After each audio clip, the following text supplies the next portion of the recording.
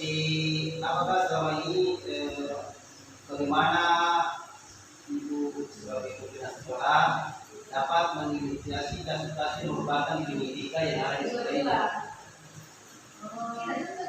Baik Pak, jadi menurut saya di sekolah itu ada banyak kasus bisa dikatakan sebagai dilema-etika atau moral, yang mana pada penyelesaian kasusnya itu kita harus melihat dari segi bagaimana apa yang ada, jadi bagaimana rasa keadilan itu atau bisa melawan rasa kasihan. Karena kadang sesuatu itu kalau memang kita mau terapkan secara sesuai dengan keadilan atau aturan di sekolah, kadang itu bertentangan dengan hati nurani, artinya rasa kasihan. Jadi di etika itu antara keadilan sama rasa kasihan seperti itu.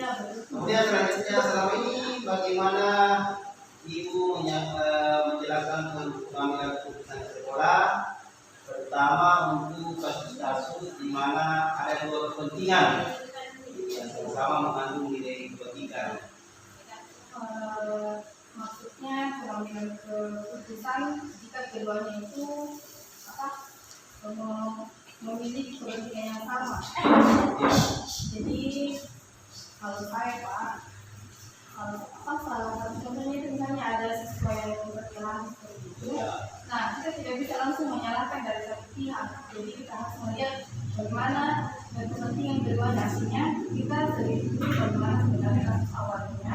Kemudian kita lihat dari kasus semuanya harus dikonfirmasi, jangan hanya satu pihak, sehingga kita bisa melihat masalah dan mana yang seharusnya ditingkatkan. Oke, berarti seperti yang tadi disampaikan oleh Ibu sebagai sekolah, yaitu kepentingan antara rasa keadilan sama kepentingan rasa kesejahteraan. Oke, selanjutnya Bu, langkah atau prosedur seperti apa yang selama ini dilakukan dalam mengambil keputusan? Jadi sesuai dengan yang pernah saya tahu bahwa untuk mengambil keputusan itu memerlukan ada beberapa langkah. Di antaranya adalah mengenali nilai-nilai yang saling bertentangan, kemudian menentukan siapa yang terlibat sebenarnya dalam situasi ini, kemudian mengumpulkan fakta-fakta seperti yang saya katakan tadi. Pertama bahwa mengumpulkan fakta awal yang relevan, kemudian pengujian benar atau salah. Jadi kita tidak bisa langsung memponis bahwa ini salah dari hanya mendengar dari satu pihak saja. Kemudian paradigma benar atau benar lawan benar. Kemudian melakukan prinsip resolusi, yaitu berpikir hasil akhir, berpikir peraturan, dan berpikir rasa peduli.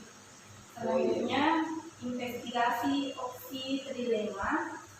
Kemudian setelah itulah baru kita membuat keputusan atas langkah-langkah yang di atas tadi yang saya sebutkan, dan yang terakhir itu dilihat lagi keputusan dan direfleksikan. Artinya keputusan yang kita ambil sekarang bisa kita refleksikan pada saat kita menemukan masalah yang sama di kemudian hari.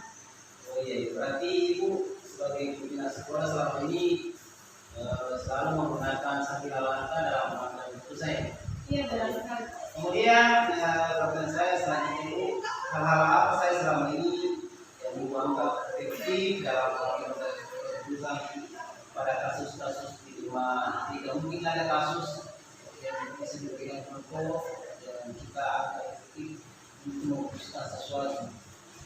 Betul sekali Pak. Kebetulan di sekolah kami ada satu kasus yang mungkin bisa ambil sebagai contoh. Saya bisa ceritakan kasusnya bagaimana?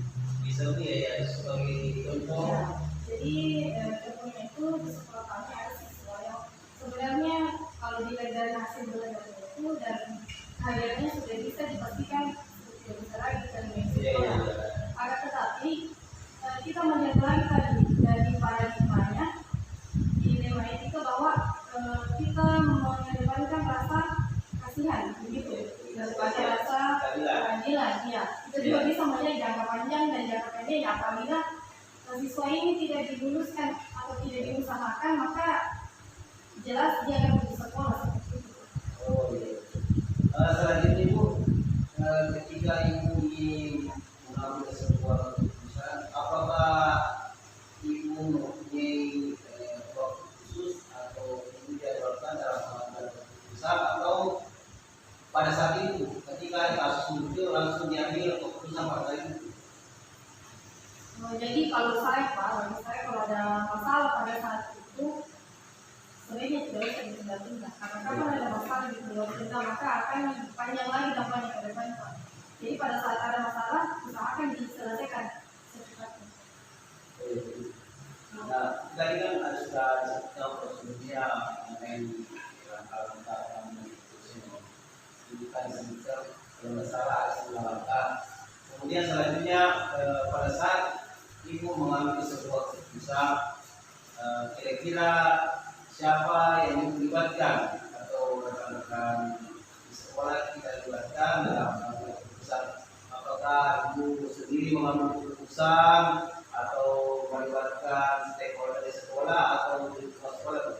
Seperti apa? Jadi untuk pengambilan keputusan pada saat ada masalah seperti itu kita harus melibatkan semua pihak yang ada di sekolah, seperti guru, kepala sekolah, pembawa sekolah, dan juga terutama itu